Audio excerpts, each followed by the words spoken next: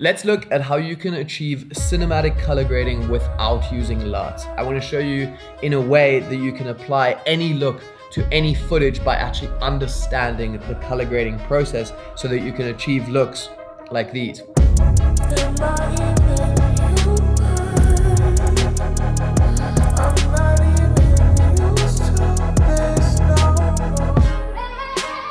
I'm going to be using a really cool device, the TourBox Elite. And the first thing we want to do is add an adjustment layer by clicking the shortcut on our TourBox. We can call it Basic Correction. Fully control everything that you want to be doing inside of Premiere, but also inside of a lot of other editing softwares like Lightroom, DaVinci, whatever you guys might be using. You can fully customize this to suit exactly the way you want it, and it allows you just to speed everything up by having access to everything here with these really nice dials. They have a tactile feel. It's Bluetooth, so there is no cable that I need to connect to my computer, which is really nice. I can have it wherever I want like this.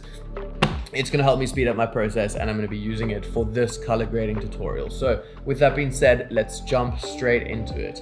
We have this nice clip here of the forest. And the first thing we want to do is add an adjustment layer by clicking the shortcut on our TourBox. We can call it Basic Correction. And we can put it above the clip that we want to be color grading. Next, we want to head over to our color panel. Make sure that you are on lumetri scopes and go to the settings and make sure the parade and the waveform are on, nothing else. Find a nice part of our section.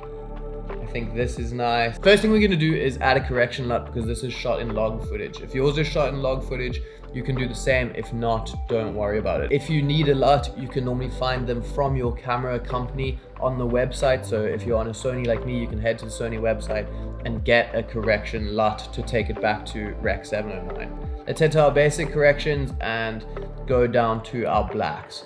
We want to make sure that we are taking this down to the 0 on our scope here. And let's head to the whites and we'll take that up to about 90 to 100. We don't want to peak. Then we can head to our saturation, add it a little bit. Next is our white balance. We can head to temperature, take this color picker and find the whitest part of your frame that you can. I'm going to use this little label and it's going to auto correct it to be the correct white balance. Next, let's head to our curves. We want to add in 3 little nodes here. This is going to represent our shadows, midtones and highlights. Let's bring down our shadows a little bit, highlights up a little bit and midtones down a little bit. You want to keep this in an S shape no matter what you're doing with it to keep it nice. You can check the before and after by clicking this little tick here. Here's where it gets really interesting and creative. We can head to color wheels and match and click on comparison view. I want to use a reference image from a photo that I took in the woods as well. You can use any screenshot from any of your favorite creators or even a movie, but make sure it's somewhat similar in terms of just lighting and things like that. So I have this one from the woods. I'm going to drop it into my timeline and I can use that as the reference for this one and say apply match. I think that's pretty good. It's not perfect, but we can do some fine adjustments to see how we want it. You can see as I'm going through this, I am using the TourBox Elite just to navigate around on my timeline. I can move everything that I want, change where my scrub bar is, and I can easily access any of the little points. I almost don't need to use this mouse pad at all. I have everything that I need right here. And once you get the hang of this, it speeds up your workflow dramatically. So really nice little feature. We can do a few things to change this to make it more the way we want it. Let's head to HSL secondary. We'll use the color picker to change these greens. We can hit the color gray and we can adjust this to make sure that we are getting our greens that we want.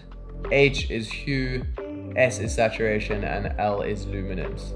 Let's play with them until we have the majority of the greens that we want, which is going to be quite a lot. Let's add a feather by adding denoise and blur. And because we're going for that muted style look in our reference image, we're going to take down the saturation of our greens. We can also take down the contrast a little bit. And we could even add a slight tint. You can check the before and after by clicking on the effects panel. And you can check the green tones by clicking on this HSL secondary. I think this is looking a little bit too contrasty, so I'll head to our basics and I'll just take the contrast down ever so slightly. I want to go for a slight teal and orange effect, so we're going to go for another adjustment layer. Let's call it grade, and we can head back to the HSL secondary. Let's take this picker onto our blacks, play around with this until we find what we want. In our shadows, a bit of blur and denoise for the feather, and let's head to our 3 wheels where now you can change the shadows, midtones and highlights. Let's uncheck this box and add some teal to our shadows. Let's add a little bit of teal to our midtones and some warm temperatures to our highlights. Let's desaturate it a little bit.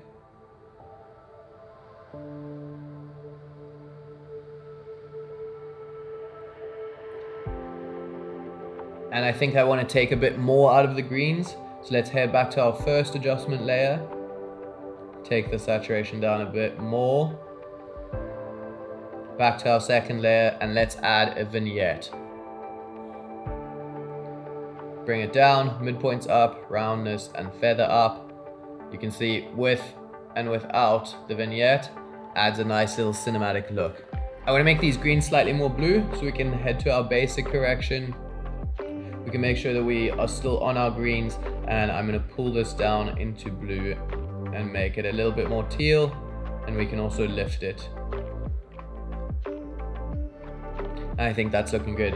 You can change any color in this way, and it's important to notice that you aren't changing the colors that you don't want, especially skin tones, for example. We really want to make sure that we are not making the skin tones look too green and making them look unnatural. We want to keep them really nice and natural.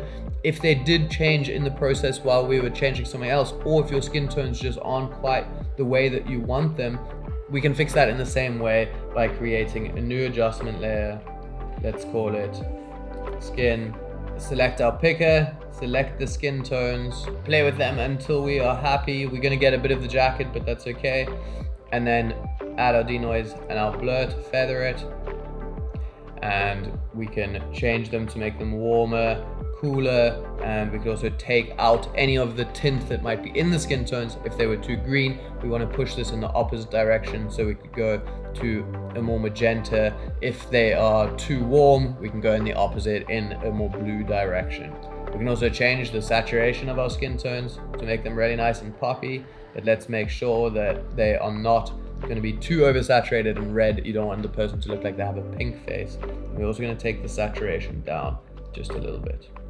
I think that looks pretty cool, and if we headed to the editing tab, you can see the before and after of this is really nice, and we achieved the look that we wanted in a very simple way.